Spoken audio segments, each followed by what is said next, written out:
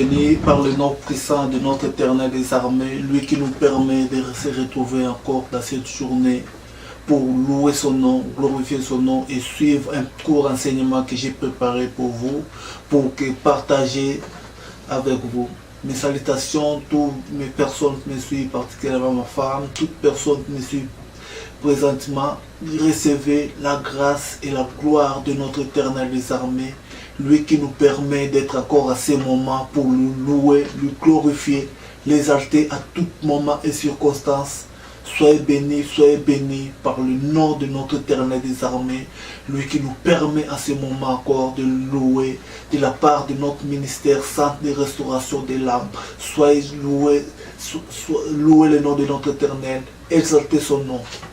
Les termes d'aujourd'hui que j'ai préparés pour vous, recherchez la lumière. Par définition, la lumière est un phénomène naturel qui nous relève par l'essence de la vie. Si l'œil ne nous révèle pas que la présence de la lumière, ainsi qu'arrive chez certains êtres inférieurs, son rôle serait négligeable. Vraiment, la lumière a un rôle important dans nos vies. Il nous éclaire nos vies. Il nous démontre où il faut mettre son pas dans sa vie réellement, où aller, où progresser vers l'avant. C'est vraiment, la lumière joue vraiment un rôle très important dans nos vies. Cela nous guide, cela nous oriente dans tout moment et circonstance. Cela nous permet qu'on puisse marcher dans la bonne voie et aller de l'avant. Quelle est la première chose qu'on fait quand on est dans un endroit où il fait noir? La première chose est premièrement de rechercher la lumière. C'est notre premier réflexe où on doit passer. C'est la même chose avec notre vie chrétienne, la vie des chrétiens. Lorsque vous entrez dans un endroit qui est noir, la première chose, c'est rechercher la lumière. C'est ça une première chose de base dans nos vies des chrétiens que vous devez faire. Chercher la lumière de Dieu. Si nous allons un peu dans Psaume 119, Psaume 119 nous dit ceci: la parole de Dieu est une lampe à nos pieds et une lumière sous notre sentier. C'est la même chose lorsque vous entrez dans une maison. La lumière éclaire, c'est une lampe à nos pieds, une lumière sous nos chantiers. Lorsque vous entrez dans une maison qui était noire, la première chose, la lumière, il faut toujours chercher la lumière et par où il faut passer, quelle route que vous devez suivre. C'est la même chose que dans notre vie, on doit faire pareil. Si nous allons un peu dans Jérémie 17, 19, ça nous dit ceci: le cœur est tortué par-dessus tout et il est méchant. Qui peut le connaître? C'est la lumière de notre Dieu qui peut connaître. Le cœur tortué, enfermé, des ténèbres, des noirs à l'intérieur. Seule la lumière de notre Dieu peut connaître le cœur pareil. C'est vraiment dans notre vie qu'on ait notre cœur puisse être éclairé, enlevé de toutes choses, vraiment nettoyé, si je dirais. Vraiment très important. C'est très important. La lumière joue un très rôle important dans nos vies. C'est vraiment la même chose physiquement et spirituellement. La lumière est très importante. La lumière est tout simplement notre Dieu. C'est lui qui nous oriente par son Fils Jésus-Christ, lui qui s'est transformé pour mourir, pour nous éclairer dans vos vies. C'est la même chose. Vraiment, mes frères, ma soeur, il faut savoir suivre les directives que la lumière de notre Éternel des armées te donne, où mettre les pas, où suivre, rechercher de la lumière. C'est vraiment important dans vos vies que vous puissiez faire cela, rechercher de la lumière et avancer, aller toujours de l'avant dans vos projets avec la lumière, avec la directive que l'Éternel vous donne. Avancez, allez de l'avant, ne reculez pas et avancez de l'avant. Vous aurez de bonnes choses, de merveilleux, de toutes choses merveilleuses que Dieu a promis dans votre vie. Vous allez la voir vraiment merveilleux dans vos vies et avancer, aller toujours de l'avant et ne pas reculer. C'est vraiment très important. Suivez les directives de la lumière que l'Éternel vous donne dans vos vies, et c'est vraiment dans vos projets, tout ce que vous êtes en train d'entreprendre présentement, dans vos études, dans votre travail, dans vos projets, dans vos réalisations. Suivez la lumière de notre Dieu, Seigneur Jésus-Christ, et la lumière de notre Dieu Tout-Puissant, l'Éternel des armées, lui qui ne sommeille ni ne dort. Suivez ces directives qu'il vous donne dans vos vies. C'est vraiment très important dans vos vies que vous puissiez suivre ces directives. Il est vraiment un Dieu miséricorde. Il est là pour vous guider dans sa lumière. Vraiment très important. Si nous allons un peu dans Ephésiens 5, 8 à 11, Ephésiens 5, 8 à 11 nous dit ceci. La nouvelle que nous avons apprise de lui et que nous annonçons, c'est que Dieu est lumière, qu'il n'y a point en lui de ténèbres. Si nous disons que nous sommes en communion avec lui et que nous marchons dans les ténèbres, nous mentons. Et que nous ne pratiquons pas la vérité, mais nous marchons dans la lumière comme il est lui-même dans la lumière. Nous sommes mutuellement en communion. Et le sang de Jésus-Christ, son Fils, nous purifie de tout péché. Toutefois, c'est un commandement nouveau que je vous ai écrit, ce qui est vrai en lui et en vous, car les ténèbres se dissipent et la lumière véritable déjà apparaît. Celui qui dit qu'il est dans la lumière et qui est son frère est encore dans les ténèbres.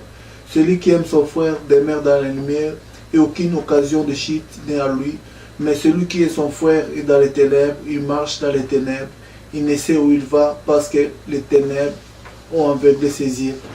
C'est dans Ephésiens 5, versets 8 à 11, ça nous décrit réellement qui est notre Dieu. Il ne faut pas haïr ton frère, parce que si tu haïs ton frère, tu vas marcher dans le noir, tu ne sauras où tu vas. Et l'amour divin que notre Éternel des armées nous recommande pour avoir une lumière, pour diriger ta vie, il faut avoir des directives, suivre la lumière, là où la lumière te dit de piétiner, d'avancer, de progresser. Il faut suivre cela et avancer dans la lumière de notre Seigneur Jésus-Christ. Il sera là à ton côté à tout moment et circonstance, et à tout fait, il va être là pour t'accompagner à toutes choses que tu vas entreprendre. Il va être là, il va être toujours là pour t'accompagner à toute voie et fait. Il va être là pour te diriger à cas de problème, à cas de toutes choses et circonstances. Il va être là pour te secourir. Si nous allons un peu dans 1 Jean 1, versets 5 à 7, nous dit ceci. La nouvelle que nous avons apprise de lui et que nous vous annonçons, c'est que Dieu est lumière, qu'il n'y a point en lui de ténèbres. Si nous disons que nous sommes en communion avec lui, que nous marchons dans les ténèbres, nous mentons. Nous ne pratiquons pas la vérité, mais si nous marchons dans la lumière, comme il est lui-même lumière, nous sommes mutuellement en communion. Et le sang de Jésus-Christ nous purifie de tout péché. Voilà, ce verset va de pair avec Ephésiens 5, 8. Ça se complète toujours, ça nous décrit réellement ce que nous sommes. Nous sommes le Fils de Dieu, lui-même qui est lumière. Car cette lumière nous purifie de tout péché. Tout zone d'ombrage que vous avez va disparaître et vous allez marcher dans la bonne voie de l'Éternel des armées tout-puissant, créateur des cieux de la terre, créateur de tout l'univers. Soyez bénis vraiment de suivre ce moment, rechercher la lumière. C'est vraiment important dans vos vies. Si nous allons dans 1 Jean 2, 8 à 11, nous dit ceci. Toutefois, c'est un commandement nouveau que je vous ai écrit, ce qui est vrai en lui et en vous, car les ténèbres se dissipent et la lumière véritable paraît déjà. Celui qui dit qu'il est dans la lumière, qui est son frère, il est comme dans les ténèbres. Celui qui aime son frère demeure dans la lumière et aucune occasion de chute n'est en lui. Mais celui qui est son frère est dans les ténèbres, il marche dans les ténèbres, il ne sait où il va, car les ténèbres ont aveuglé. C'est vraiment important dans vos vies que de suivre les directives que l'Éternel des armées nous donne dans sa vie, dans cela, ce que je veux dire, je vous ai déjà, c'était dans 1 Jean 2, 8 à 11. Maintenant, je vais vous lire ce que nous dit Jérémie 17, verset 9. Le cœur est tortué par-dessus de tout, il est méchant, qui peut le connaître? Notre première action doit être de placer nos pensées, nos désirs, nos plans de la lumière de la parole de Dieu pour y voir clair et avancer sans péril dans la bonne direction sur les traces de Jésus-Christ vers le Père. C'est vraiment très important. Notre première action doit être placer nos pensées, nos désirs, nos plans de la lumière pour y voir clair et avancer sans péril dans la bonne direction sur les traces de Jésus-Christ vers le Père. Autrefois nous étions ténèbres et maintenant vous êtes lumière dans le Seigneur. Marchez comme les enfants de lumière, car le fruit de la lumière consiste en toutes sortes de bonté, de justice, de vérité. Examinez de ce qui est agréable au Seigneur et prenez point part aux œuvres infiltrées des ténèbres, mais plutôt condamnez-les. L'Éternel nous recommande de ne pas prendre part aux œuvres qui n'est pas digne de son nom, qui n'est pas digne de toute chose. Il recommande de plutôt les condamner et éviter d'être dans le genre de places pareilles parce qu'ils n'honorent pas son nom. C'est vraiment très important dans vos vies. C'était mon court message d'aujourd'hui que j'allais vous transmettre. Recherchez la lumière de la lumière. Merci vous qui allez me suivre. Soyez bénis de la part de notre ministère Santé Restauration de l'âme. Soyez bénis, que l'Éternel des armées vous comble de joie, de bonheur, de plein merveille dans son vie. Soyez bénis.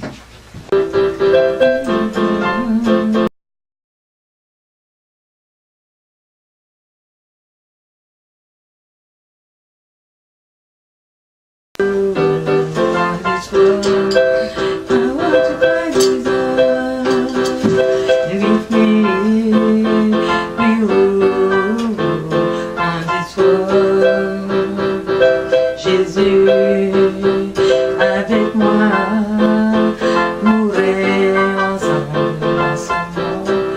Comment ne pas crier Jésus et moi, mourrait ensemble. Jésus avec moi, mourrait ensemble. C'était le chant de Jésus. Avec